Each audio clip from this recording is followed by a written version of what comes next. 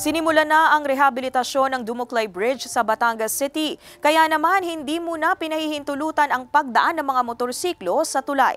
Balitang Barangay, hatid ni Paul Hernandez.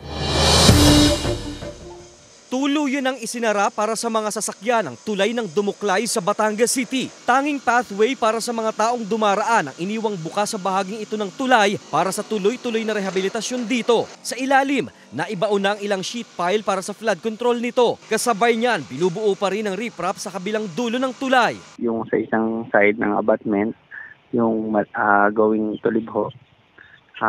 Siguro yon nasa ano na yan, yung scope of work sa riprap, yung sa abutment, siguro nasa 70% na yung nire-riprapan nila doon. For safety din po natin at nila po na mga dumadaan doon, hindi pa po natin pwede siyang padaanan sa mga sasakyan kahit po motorsiklo. Nasa 16 na manggagawa ang nagtutulong-tulong sa proyekto. Aminadong kalaban nila sa paggawa kapag may sama ng lagay ng panahon. Sabi ng City Engineer's Office, mahigit 20% na ang progress sa proyekto. May mga materyales pa raw na paparating para rito. Nung yan ay nagkaroon ng pre-con, ang tao namin at saka yung contractor, isa sa mga requirement is yung magandang delivery ng mga construction materials.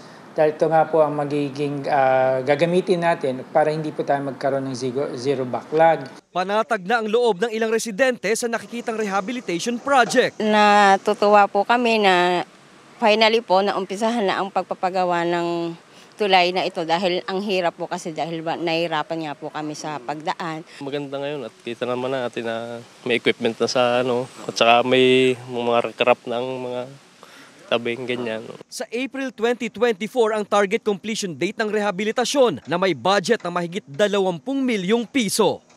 Kasama si Buhay Adante Jr., Paul Hernandez, Balitang Southern Tagalog.